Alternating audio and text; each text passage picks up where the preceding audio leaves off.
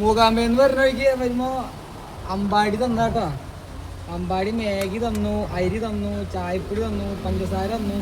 ഈ സാധനമൊക്കെ നമുക്ക് അവിടെ നിന്ന് അമ്പാടി പാക്ക് ചെയ്ത് തന്നിട്ടുണ്ടായിരുന്നു. അപ്പോൾ അത് നമ്മളിപ്പോൾ ഉണ്ടാക്കാം കേട്ടോ.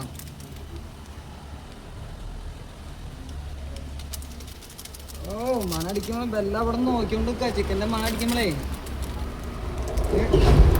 മസാല പാക്കറ്റ് പൊട്ടിച്ച് കഴിക്കുന്ന നല്ല സ്മെല്ലാണ്.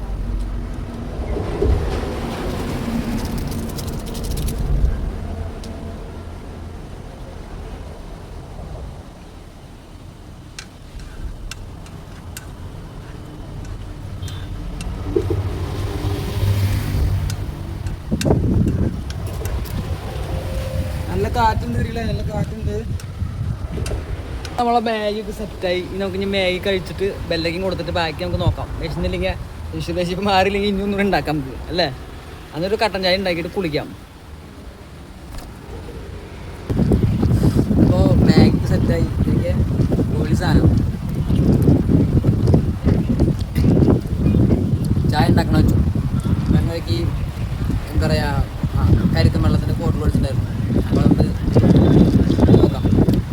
വെള്ളം ഉറങ്ങി എമർജൻസി ഘട്ടങ്ങളിൽ ഇങ്ങനത്തെ സപ്പോർട്ട് ആയിട്ട്.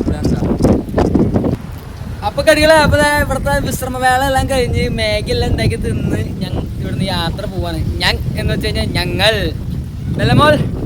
വെല്ലമോൾ റെഡി ആയിട്ട് സെറ്റായിട്ട് മണ്ണിലേക്ക് കളിച്ച് ആകെ കോളായിട്ടൊക്കെ. പിന്നെ ഞാനിവിടെ കുളിക്കുന്ന അലക്കാന്നൊക്കെ വിചാരിച്ചത്. പക്ഷെ ഉപ്പ് വെള്ളമോ രക്ഷയില്ല. ഈ ഉപ്പ് വെള്ളത്തിൽ അങ്ങനെ കുളിച്ച് കഴിഞ്ഞാൽ പിന്നെ അടുത്ത പണി പിന്നെ വെള്ള പാണ്ടൊക്കെ ആയിട്ട് ഒട്ടി കൊണ്ടുവരും. അതുകൊണ്ട് ആ കുളി മാറ്റി വെച്ച് പോണ വഴിക്ക് എവിടെയും കിട്ടാൻ നോക്കാം. ഇനി ഏകദേശം 60 കിലോമീറ്ററോളം ഉള്ളൂ ഗോവ ബോർഡർ. കർണാടക നമ്മൾ അവസാനിപ്പിക്കാൻ പോവാണ്. അടുത്ത് ഗോവയിലേക്ക് കിടക്കാൻ പോവാണ്. അപ്പോൾ എന്തായാലും നമുക്ക് കാണാം. പിന്നെ അതിന് മുമ്പ് വേറെ നല്ല രസകരമായ സംഭവമുണ്ട്. ഇപ്പം ഞാനിവിടുന്ന് സൈക്കിളെല്ലാം പാക്ക് ചെയ്തിട്ട് ഈ തൂണ്ടി ഇതിൽ കൂടെ അങ്ങോട്ട് സൈക്കിൾ അങ്ങോട്ട് പോകും. ബെല്ലനെ ഇവിടെ കിട്ടിയിട്ടാണ്. ഞാൻ പോകുമ്പോൾ ബെല്ലയ്ക്ക് എന്നോട് സ്നേഹം ഉണ്ടെങ്കിൽ ബെല്ലയുടെ എക്സ്പ്രഷൻസും കാര്യങ്ങളൊക്കെ നോക്കാം. ഞാൻ സൈക്കിൾ എടുത്ത് പോകുമ്പോൾ ബെല്ല കൂടെ വരും എന്താണെന്നുള്ളത്. കാരണം ഇപ്പോൾ നമുക്ക് കൂടെ ഉള്ളതാണല്ലോ. അപ്പം ഞാൻ മാറിക്കഴിഞ്ഞാൽ അല്ലെങ്കിൽ സൈക്കിളിൽ ഞാൻ മാറിക്കഴിഞ്ഞാൽ ബെല്ലയുടെ എക്സ്പ്രഷൻസ് എന്താണെന്നുള്ളത് നമുക്ക് ചെക്ക് ചെയ്ത് നോക്കാം. കമോൺ.